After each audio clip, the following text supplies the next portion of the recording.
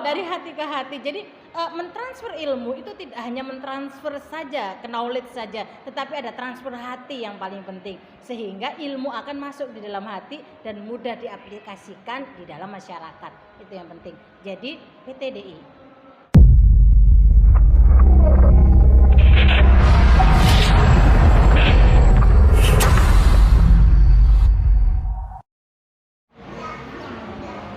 Assalamualaikum warahmatullahi wabarakatuh.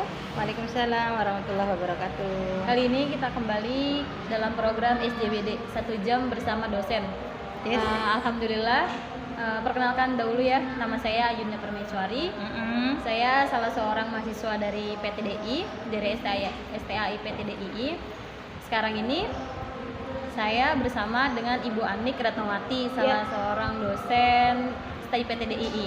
Kali ini kita akan membahas seputar tentang masalah pendidikan nih, khususnya pendidikan di masa pandemi. Yes. Bu Anik, sharing sedikit dong. Pendidikan itu apa sih? Pendidikan itu seberapa penting sih pendidikan buat kita, pembelajaran buat kita, khususnya di masa pandemi ini? Iya, begini ya Mbak Ayu ya. Mungkin sebelumnya saya memperkenalkan diri dulu ya. Saya udah dari tahun 2011 ya. Kami aktif, saya khususnya di STAI PTDI. Alhamdulillah STAI PTDI ini menghasilkan lulusan-lulusan yang insya Allah sangat kompeten ya di bidangnya. Dan ketika kita masuk ke dalam dunia pengabdian masyarakat, ternyata mahasiswa PTDI itu is the best gitu. Mereka mampu mengaplikasikan ilmunya. Ketika ilmu di dunia kampus itu mampu diaplikasikan dibawa ke masyarakat. Menurut saya itu suatu keberhasilan. Nah, itulah yang disebut dengan pendidikan Mbak Ayu ya. Jadi pendidikan itu mengubah dari yang tidak tahu menjadi tahu, mengubah dari perilaku yang awalnya perilakunya negatif berubah menjadi positif. Nah, itu adalah ditempuh dengan pendidikan. Pendidikan ini hendaknya dilakukan sepanjang hayat. Jadi tidak hanya ketika Mbak Ayu di kampus saja, tetapi ketika Mbak Ayu di kampus, Mbak Ayu di rumah, bahkan nanti sepanjang hayat Mbak Ayu mau jadi apapun itu, kita tetap belajar. Jadi life learning ya, artinya terus belajar dan itu yang sangat penting. Kenapa seperti itu? Karena belajar itu adalah investasi, pendidikan itu adalah investasi. Dan ayat Allah sudah jelas bahwa orang-orang yang berilmu akan diangkat derajatnya oleh Allah. Dan Mbak Ayu harus meyakini itu bahwa orang yang berilmu akan diangkat derajatnya oleh Allah. Nah, itulah arti pendidikan ini adalah investasi yang sangat penting bagi kita dan bagi anak-anak kita ya. Dan ketika kita berada di era pandemi ini, memang pendidikan agak sedikit mengalami gangguan, mengalami hambatan. Memang mau tidak mau pendidikan harus sudah mulai merubah warnanya, dari mulai offline bertatap muka.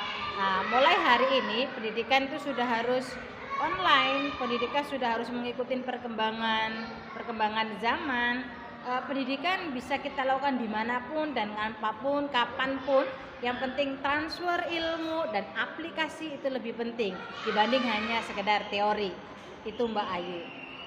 Masya Allah. Pendidikan adalah investasi kata Bu Anik. Pendidikan adalah investasi. Masya Allah. Benar banget ya Bu ya. Zaman sekarang tuh banyak orang.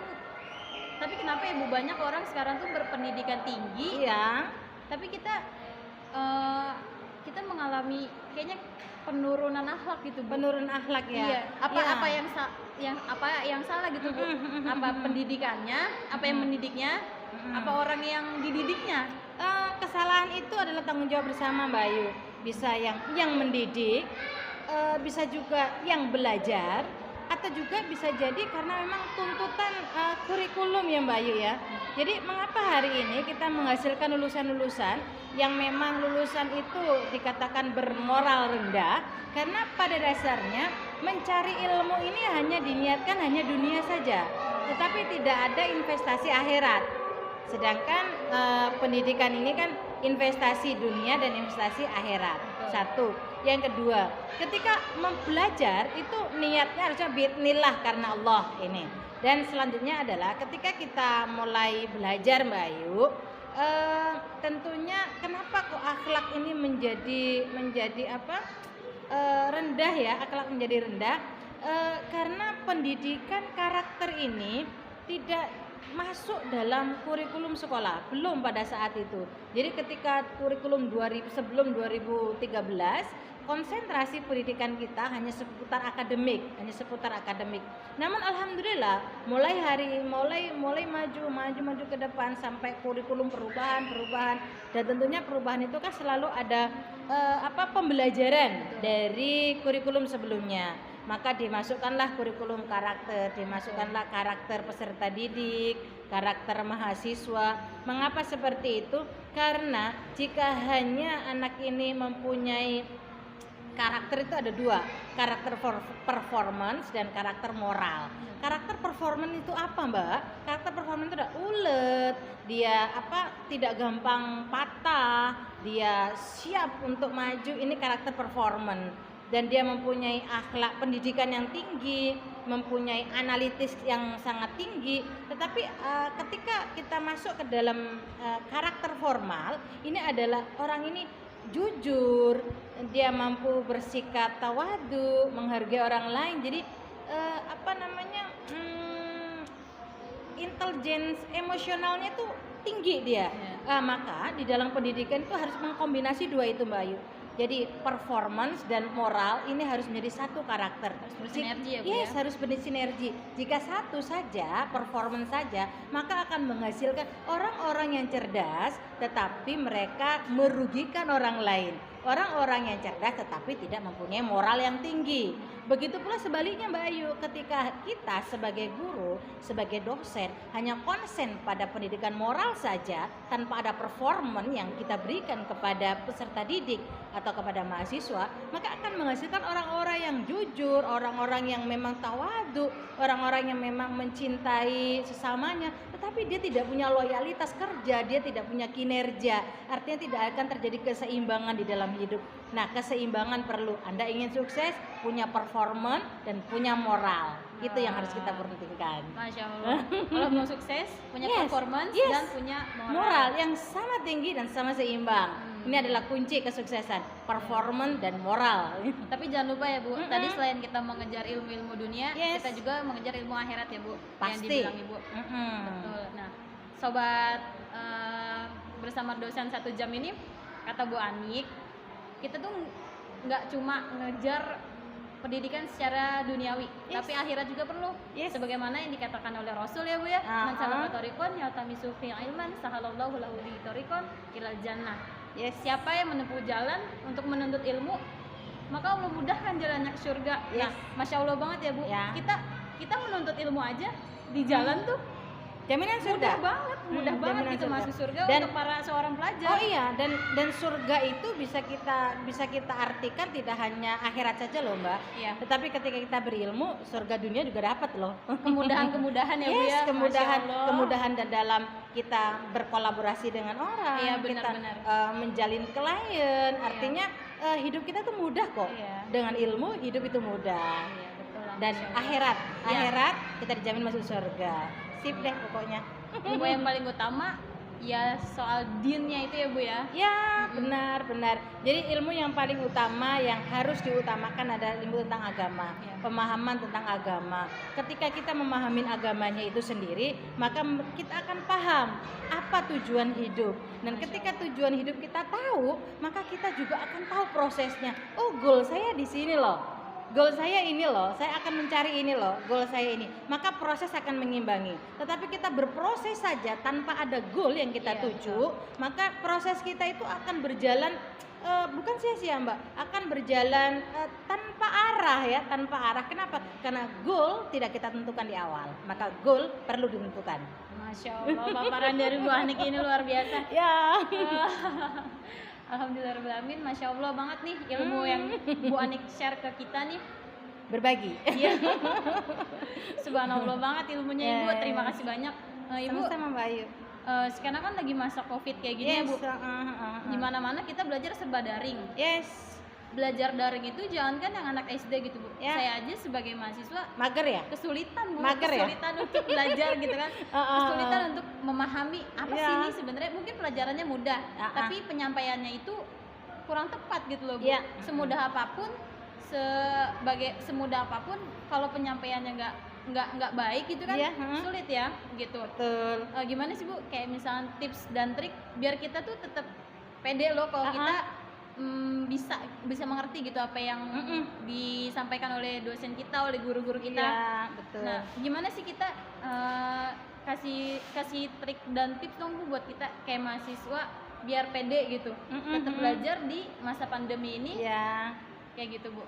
Memang masa pandemi ini diakui atau tidak sudah pada titik jenuh ya Mbak Mbak Ayu ya. Setahun lebih Bu. Ya, kita dulu kalau saya nggak salah ingat, dimulai dari bulan Maret. Betul. Ya, dan bulan Maret, hari ini Maret juga. Iya, ya, satu tahun. Allah ya Allah.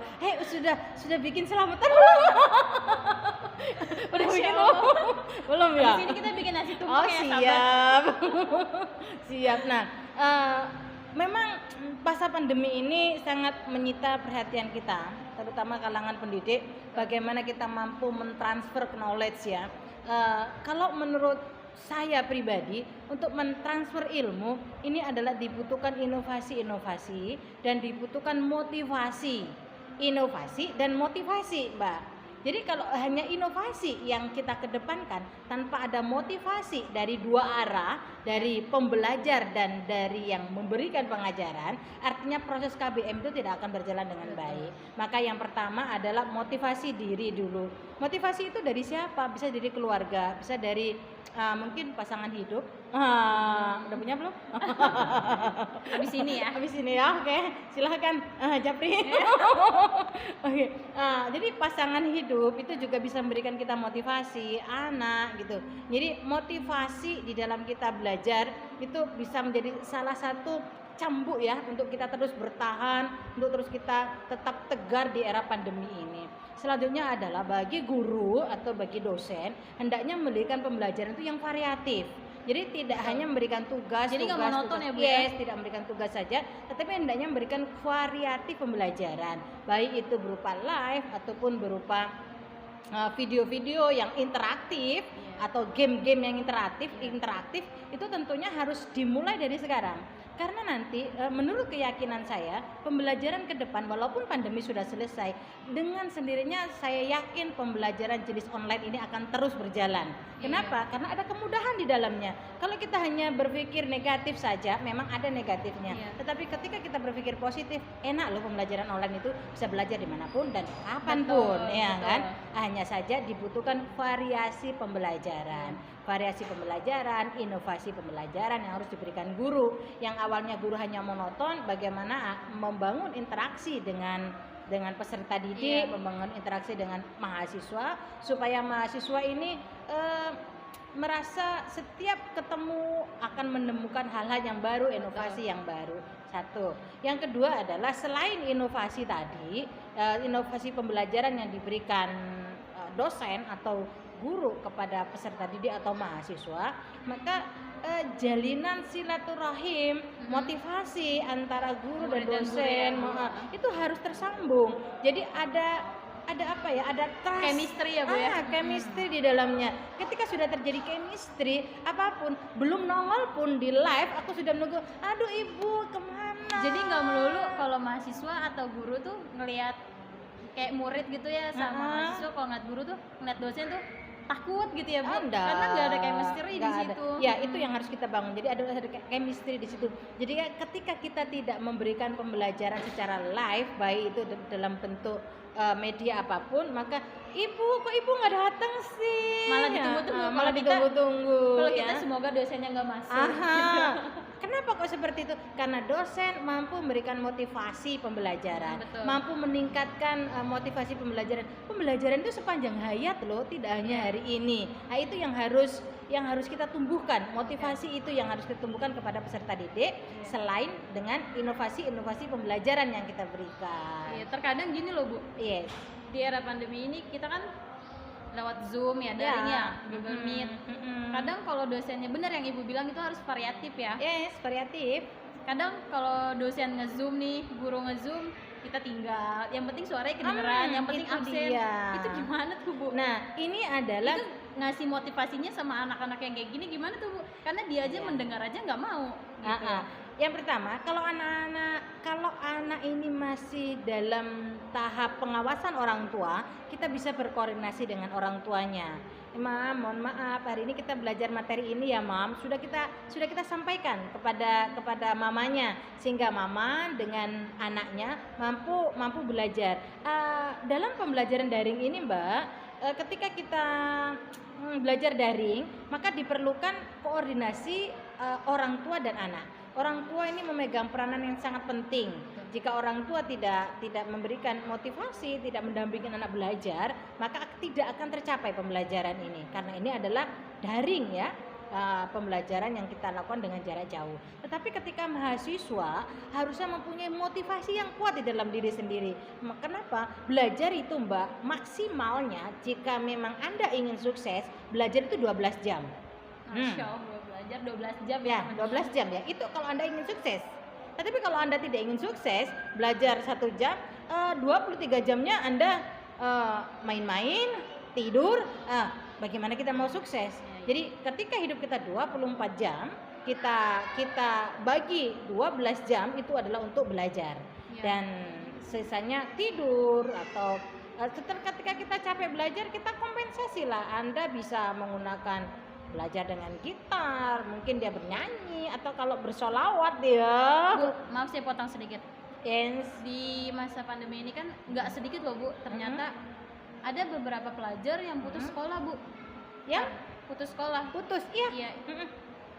Nah, masalahnya berbagai macam gitu, iya. Bu. Jadi masalahnya itu tidak hanya sosial dah, tentunya sosial, ekonomi, emosional itu sangat mempengaruhi pembelajaran, ya, sangat mempengaruhi pembelajaran.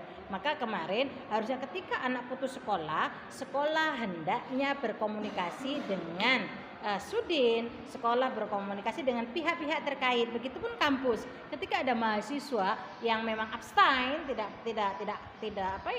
absen atau tidak mengikuti pembelajaran, hendaknya langsung dianalisis, dipetakan, dicari ada apa dan mengapa.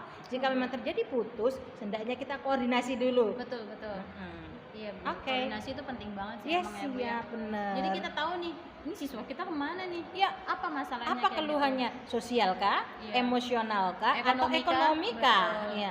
Atau broken home, dukungan orang tua, Iya. atau memang putus dari pacar? Wow. Wah, jangan ya. Kalau masih sekolah, masih jadi mahasiswa, jangan pacaran dulu. Nggak boleh. Yes, nggak boleh ya. Bu, gimana sih, Bu, kita mencari tempat pendidikan yang bagus tuh? Harus lihat dari mana sih, Bu? Kayak misalnya nih, kalau ibu kan Masya Allah banget nih, punya guru kayak gini, punya dosen kayak gini, peduli banget sama muridnya, sama mahasiswanya ya. Makasih. Nggak ada aja ditanya, nih murid saya kemana nih? Oh iya, harus itu Itu excellent gimana sih, Bu, service. kayak kita mencari tempat pendidikan yang punya guru-guru, dosen-dosen berkualitas kayak ibu. Tempat pendidikan yang seperti apa tuh? yang PTDI. bagus? Masya Allah. Itu jawabannya.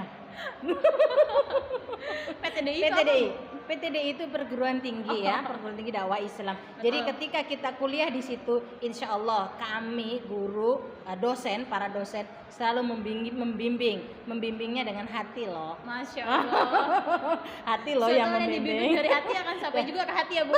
Masya Allah. Masya Allah banget nih. Saya sampai bingung mau ngomong apa sama Bu Ani. Banyak banget ilmu yang bisa kita serap nih di sore ini ya, Bu ya. Ya, alhamdulillah. Jangan lupa buat para pelajar meningkatkan motivasi, kita harus open ya, Bu, sama keluarga sendiri sebagai motivator buat teman dan lingkungan sekitar lah. Betul. Kalau bisa semuanya jadi motivator kita untuk terus meraih pendidikan. Jadi orang tua kita harus mampu memotivasi anak-anak kita. Iya. Ayo semangat untuk dan belajar kerjasama gitu. Biar jangan bosan ya, Bu ya. Yes. Dari para guru tenaga pendidik harus memiliki chemistry nih sama variasi murid-muridnya juga ya. Betul. Chemistry dan variasi pembelajaran. Masya Itu yang Allah, paling biar nggak penting. bosan ya, Bu ya. Alhamdulillahirrahmanirrahim. Masya Allah banget. Saya sampai bingung mau ngomong apa sih, masih pengen denger terus Bu Ani nih. Paparannya tuh aduh gimana gitu. Terima kasih, Mbak. Alhamdulillahirrahmanirrahim, Bu. Kita nih udah di penghujung acara, Bu. Ya, siap. Alhamdulillahirrahmanirrahim. Semoga apa yang tadi disampaikan oleh guru kita Ibu Ani Retnowati dapat kita aplikasikan ke kehidupan sehari-hari. Itu aja dari kami. Wabillahi taufiq wal hidayah. Wassalamualaikum warahmatullahi wabarakatuh.